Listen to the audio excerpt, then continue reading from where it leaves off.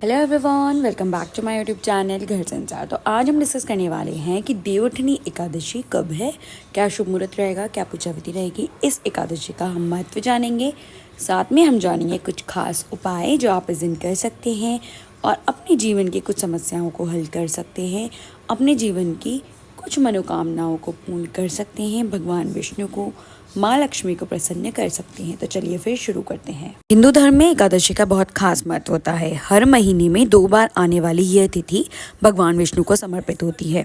कार्तिक माह के शुक्ल पक्ष की एकादशी को देवउठनी एकादशी, देव प्रबोधिनी एकादशी और देवोत्थान एकादशी कहा जाता है। मान्यता है कि इस दिन भगवान विष्णु 4 महीने की योग निद्रा से जागते हैं और इसी के साथ शुभ कार्यों की शुरुआत होती है। इस दिन भगवान विष्णु के जागने से 4 महीने के चातुर्मास का अंत होता है। इसके बाद विवाह, गृह प्रवेश, मुंडन जैसे सभी शुभ कार्य दोबारा शुरू हो जाते हैं।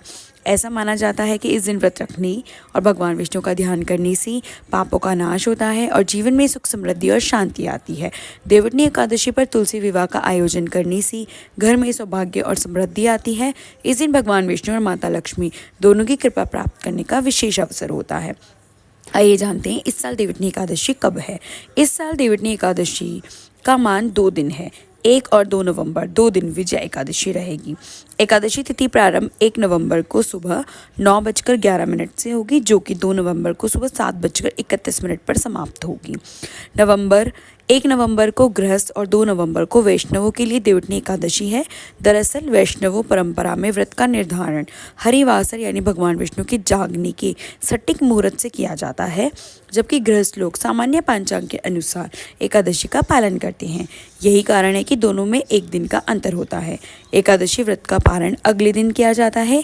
1 नवंबर को व्रत रखने वाले 2 नवंबर को व्रत का पारण करेंगे और 2 नवंबर को व्रत रखने वाले 3 नवंबर को व्रत का पारण करेंगे। 2 नवंबर को व्रत का पारण करने का समय 1:11 PM से लेकर 3:23 PM तक और पारण तिथि के दिन हरिवासर समाप्त होने का समय है 12:55 PM। 3 नवंबर को पारण का जो समय है 6:34 AM से लेकर 8:46 AM तक। पारण के दिन द्वादशी सूर्योदय से पहले समाप्त हो जाएगी। आइए जानते हैं देवउठनी एकादशी की पूजा विधि। सुबह जल्दी उठकर स्नान कर घर की साफ सफाई करें। घर के मंदिर में दीप जलाएं। भगवान विष्णु का दूध, जल और गंगा जल से अभिषेक करें। भगवान विष्णु को पीले फूल, तुलसी दल और चंदन अर्पित करें। भक्त इस दिन व्रत रखते हैं और पूरे दिन भक्ति में समय बिताते हैं। देवउठनी एकादशी पर तुलसी विवाह का विशेष महत्व होता है। इस दिन भगवान विष्णु के शालिग्राम रूप और माता तुलसी का विवाह किया जाता है। पूजा के अंत में भगवान विष्णु, माता लक्ष्मी की आरती करें, उन्हें सात्विक भोग लगाएं। भगवान विष्णु को बिना तुलसी के भोग अर्पित नहीं किया जाता है, इसलिए 1 दिन पहले ही तुलसी दल तोड़कर रख लें और भगवान विष्णु के भोग में उसे जरूर शामिल करें। हमारे हिंदू धर्म में उदया तिथि के अनुसार ही हम कोई भी एक तिथि को मनाते हैं। तो उदया तिथि के अनुसार ये जो तिथि मनाई जाएगी यानी देवउठनी एकादशी को, वो 2 नवंबर को मनाई जाएगी। बस एकादशी तिथि में क्या होता है, गृहस्थ और वैष्णवों का थोड़ा सा अलग नियम चलता है। तो अगर आप उदया तिथि के अनुसार मनाना चाहते हैं तो आप 2 नवंबर को ही मनाएं, और अगर आप उपाय करना चाहते हैं तो आप 2 नवंबर को करें। आइए जानते हैं कुछ ऐसे सिंपल और कारगर उपाय जो आप देवउठनी एकादशी के दिन कर सकते हैं। देवउठनी एकादशी के दिन श्री हरि विष्णु जी का पंचामृत से अभिषेक करें। ऐसा करने से आपके कार्यक्षेत्र में आ रही मुश्किलें दूर होंगी और आपको अपनी स्किल सिखाने के नए मौके भी मिलेंगी। अगर आपके वैवाहिक जीवन में मनमुटाव की स्थिति बनी हुई है और दिन ब दिन कलेश होता रहता है तो देवउठनी एकादशी के दिन माँ तुलसी की पूजा करें। इस दिन लक्ष्मी माता और तुलसी माता को श्रृंगार की सामग्री अर्पित करें। देवउठनी एकादशी पर ध्यान करने का विशेष महत्व माना जाता है, इसलिए अपने जीवन की सभी मुश्किलों को दूर करने के लिए देवउठनी एकादशी के दिन किसी गरीब या जरूरतमंद को भोजन कराएं। देवउठनी एकादशी पर श्रीमद् भागवत कथा का पाठ करना पुण्यदायक माना जाता है। अगर आप आर्थिक दिक्कतों से परेशान हैं तो देवउठनी एकादशी के दिन ब्रह्म मुहूर्त में विष्णु भगवान की पूरी श्रद्धा के साथ विधिवत उपासना करें और एक पान के पत्ते पर ओम विष्णवे नमः लिखकर भगवान के चरणों में अर्पित कर दें। अगले दिन इस पत्ते को पीले रंग के कपड़े में लपेटकर तिजोरी में रख दें। देवउठनी एकादशी के दिन पीपल के पेड़ के नीचे घी का दीपक जलाने और परिक्रमा करने से भगवान विष्णु के साथ साथ माँ लक्ष्मी का आशीर्वाद भी मिलता है। ऐसा करने से घर की दरिद्रता दूर की जा सकती है। देवउठनी एकादशी की शाम को तुलसी के पौधे के पास घी के 5 दीपक जलाएं। तुलसी माता को हरिप्रिया और माता लक्ष्मी का स्वरूप माना जाता है। ऐसे में उनके सामने दीपक जलाने से वैवाहिक जीवन की मुश्किलें दूर होती हैं, धन की देवी माँ लक्ष्मी का आशीर्वाद मिलता है। एकादशी की रात को घर के मुख्य प्रवेश द्वार के दोनों ओर गाय के घी का दीपक जलाएं। ऐसा करने से घर की नकारात्मक ऊर्जा समाप्त होती है और सकारात्मक ऊर्जा आती है और सुख शांति बनी रहती है। देवउठनी एकादशी की रात पीपल के पेड़ के नीचे एक दीपक जलाएं और उसकी 7 बार परिक्रमा करें। ऐसा करने से व्यक्ति को कर्ज से मुक्ति मिलती है, साथ ही धन लाभ के योग मिलते हैं। इस शुभ अवसर पर घर के रसोई घर में भी एक दीपक जलाना चाहिए। रसोई को अन्नपूर्णा देवी का स्थान माना जाता है। यहाँ दीपक जलाने से घर में कभी भी अन्न की कमी नहीं होती और रसोई हमेशा धन्य धान्य से भरी रहती है। देवउठनी एकादशी के दिन तुलसी में लाल धागा अवश्य बांधें। साथ ही तुलसी में सिंदूर श्रृंगार का सामान अर्पण करना चाहिए। हो सके तो तुलसी जी और शालिग्राम भगवान का विवाह कराएं। देवउठनी एकादशी के दिन दूध में गन्ने का रस मिलाकर अभिषेक करें।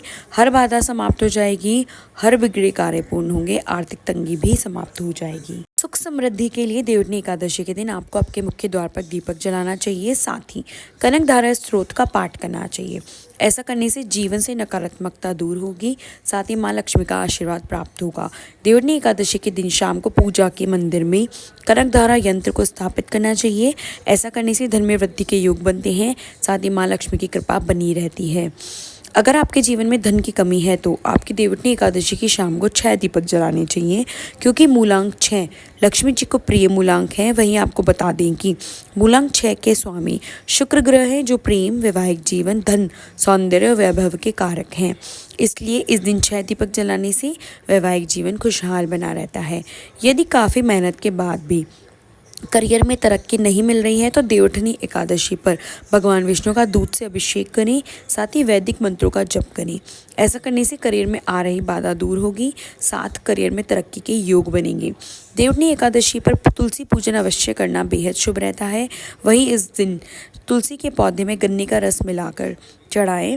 इसके बाद उसके समक्ष देशी घी का दीपक जलाएं। ऐसा करने से धन में वृद्धि के मार्ग खुलते हैं, साथ ही माँ लक्ष्मी का आशीर्वाद प्राप्त होता है। अगर आपके विवाह में किसी भी तरह की बाधाएं आ रही है या आपके परिवार में किसी का विवाह नहीं हो रहा है तो देवउठनी एकादशी के दिन भगवान विष्णु को विधि विधान से पूजा करें, उन्हें केसर व हल्दी का तिलक करें। साथ ही आप श्री हरि को पीले फूल अर्पित करें। ऐसा करने से शीघ्र विवाह के योग बनते हैं।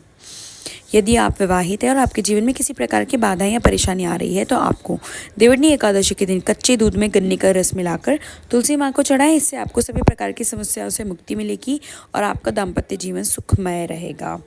देवउठनी एकादशी के दिन आप माता तुलसी के सामने घी के 5 दिए जलाएं। साथ ही भगवान विष्णु के साथ माता तुलसी की पूरे विधि विधान से पूजा करें। इस उपाय को करने से आपके जीवन में आने वाली सभी प्रकार की बाधाएं दूर होती, भाग्य उदय होता है।